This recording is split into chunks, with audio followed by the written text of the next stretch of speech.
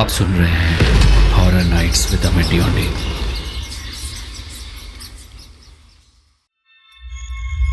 आज की कहानी है खूनी हवेली भाग 2।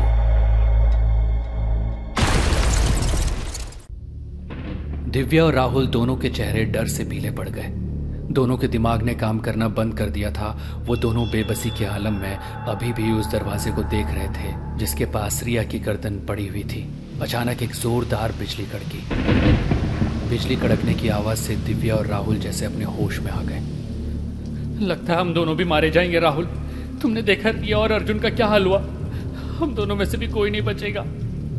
राहुल भी अंदर से बेहद डरा हुआ था। उसके चेहरे पर उसके दो दोस्तों की मौत का गम छाया हुआ था और उसने बड़ी मुश्किल से खुद पर काबू रखा हुआ था। नहीं नहीं दिव्या, घबराओ मत। मैं तुम्हें कुछ नहीं होने दूंगा, तुम्हें कुछ नहीं होने दूंगा और हम दोनों यहां से जिंदा बचकर जरूर जाएंगे। मैं हूं ना। राहुल ने यह कहा ही था कि अचानक सब तरफ शांति सी कायम हो गई। ऐसा लगा मानो तेज बारिश अचानक से थम गई हो। तभी उन दोनों के कानों में घुंघरू की आवाज टकराई, मानो कोई स्त्री घुंघरू पहने उन दोनों के पास चली आ रही हो। अंधेरा फैला हुआ था और तभी दिव्या ने डरते डरते राहुल के सामने की ओर इशारा करते हुए कहा, वो देखो राहुल, सामने से कोई आ रहा है। कौन है वो?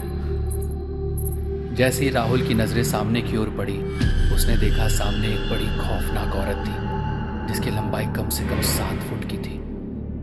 उसके बाल घुटनों तक आ रहे थे और पैर उल्टे थे। वो उन दोनों के करीब चली आ रही थी। देखते ही देखते वो औरत उनके बहुत करीब आ गई। उस औरत को देखकर दोनों की चीख निकल गई।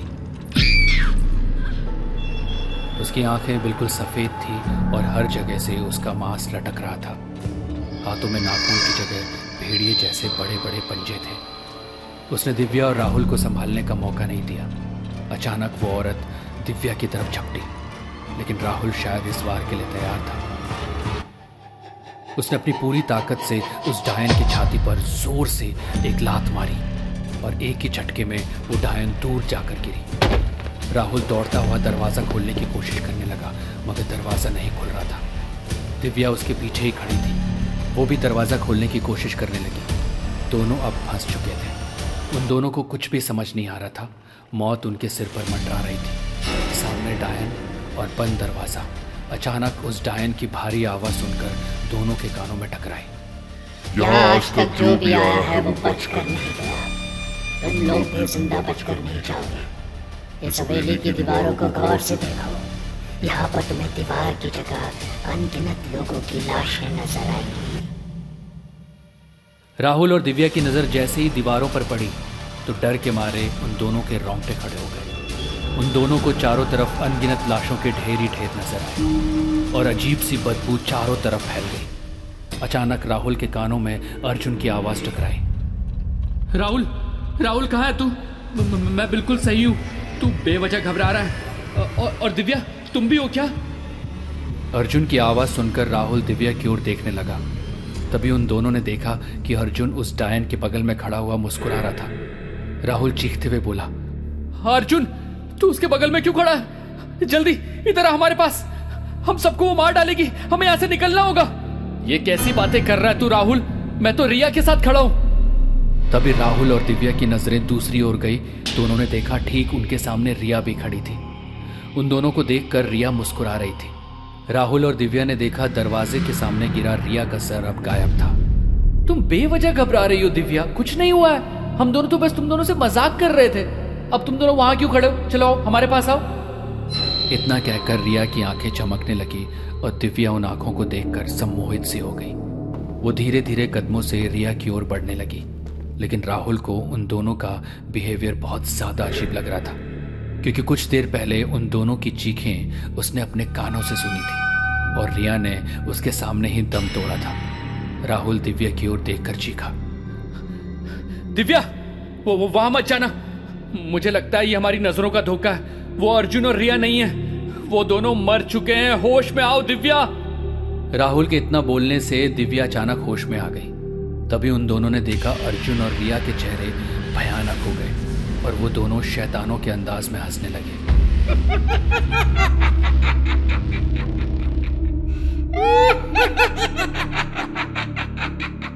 दिव्या चीख कर बोली, अब हम नहीं बचेंगे राहुल। ये डायन हमें नहीं छोड़ने वाली। हमारे दोस्त भी उसके जैसे ही बन गए। दिव्या अर्जुन और रिया को देखकर बहुत ज्यादा डर गई थी। वो बार बार दरवाजा खोलने की कोशिश कर रही थी। अचानक उसे दरवाजे की तरफ एक चेहरा नजर आया और वो चीख उठी। दरवाजा हल्का सा खुला और एक लॉकेट आकर राहुल के पास गिरा। राहुल ने उस लॉकेट को तुरंत उठा लिया। लॉकेट को देखकर वो डायन राहुल पर बुरी तरह से झपटी, मगर पता नहीं राहुल को क्या सूझी, उसने उस लॉकेट को डायन की तरफ फेंक दिया। लॉकेट जैसे ही डायन के शरीर को छूता है, वो डायन पूरी तरह से चीखने लगती है।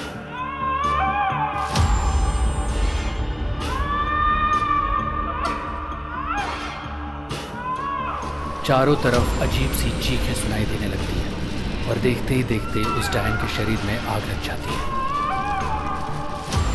राहुल और दिव्या ने देखा डायन के साथ साथ उन दोनों के दोस्त रिया और अर्जुन भी चीख रहे थे। उनके भी शरीर में आग लग गई और देखते ही देखते सारी हवेली में चीखें गूंज उठी। ऐसा लग रहा था कि न जाने कितने लोगों को जिंदा जला दिया गया। शायद वो सब डायन से जुड़े हुए थे। कुछ ही देर में आग ने उन सबको जलाकर राख कर दिया और अचानक गेट खुल जाता है। राहुल और दिव्या बाहर की तरफ भागने लगे। राहुल बाहर निकल चुका था और दिव्या निकल ही रही थी कि तभी पीछे से उसी कटे हुए हाथ ने उसके बाल पकड़ लिए। राहुल उसको बाहर की ओर खींचने लगा, मगर अंदर से वो कटे हुए हाथ उसके बाल खींच रहे थे। तभी किसी व्यक्ति ने उसके बाल काट दिए और दिव्या बाहर आकर गिरी। दरवाज़ा बंद हो गया और दोनों उठकर चौंक कर उस व्यक्ति को देखने लगे। उस अनजान व्यक्ति ने दोनों की तरफ देखकर कहा, आप दोनों कौन हैं और यहाँ क्या कर रहे हैं और उस हवेली के अंदर कैसे गए? राहुल ने हाफते हुए एक ही सांस में उस व्यक्ति को पूरी की पूरी घटना बता दी। उस व्यक्ति ने राहुल की ओर देखकर कहा, मेरा नाम करण है, मैं यहीं पास के गांव में रहता हूँ। कुछ देर पहले जब मैं यहाँ से गुजर रहा था तो मैंने कुछ चीखें सुनी। मैं समझ गया कि कोई अनजान मुसाफिर यहाँ आकर फंस गया है, इसलिए मैंने तुम लोगों की मदद के लिए वो लॉकेट अंदर फेंका था। वो लॉकेट मंत्रयुक्त लॉकेट था। हम सभी गांव वाले इस हवेली के पास से जब भी गुजरते हैं तो ये मंत्रयुक्त लॉकेट पहन लेते हैं। जब मैंने देखा अंदर से कोई इस लड़की के बाल खींच रहा है तो मैंने जानबूझकर इनके बाल काट दिए।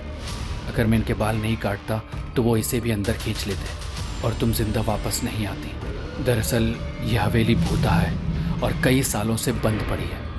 क्या मतलब? उसके बाद करण ने राहुल और दिव्या को जो बताया उसे सुनकर उन दोनों के रोंगटे खड़े हो गए। करण ने उन दोनों को बताया कि बरसों पहले इस हवेली का मालिक बलबीर नाम का व्यक्ति था। कहते हैं उसके बड़े बेटे की बहू रागिनी एक शैतान की पुजारिन थी। वो जादू टोना किया करती थी। जादू टोने के लिए मशहूर रागिनी ने न जाने कितने मासूम लोगों की बलि ली थी। और ये भी कहते हैं कि एक रात रागिनी के अंदर किसी शैतानी साया ने प्रवेश कर लिया था और उस दिन रागिनी ने अपने पूरे परिवार की हत्या कर दी थी। मगर कुछ समय बाद रागिनी की भी रहस्यमय हालत में मौत हो गई और आज भी वो डायन बनकर इस हवेली में रहती है।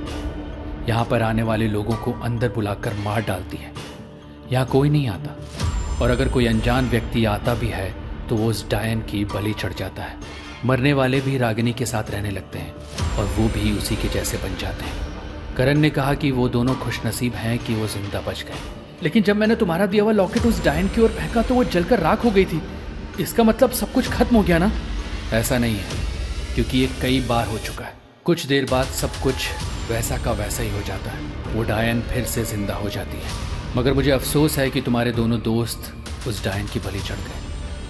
अब यहाँ से चले जाओ और वापस इस खूनी हवेली की तरफ कदम रखने की सोचना भी मत। तुम्हारे दोस्त कभी वापस नहीं लौटेंगे। राहुल और दिव्या आज भी अपने उन दो दोस्तों को बहुत याद करते हैं और जब भी उस घटना के बारे में सोचते हैं तो आज भी उनके बदन में सिरहन दौड़ जाती है।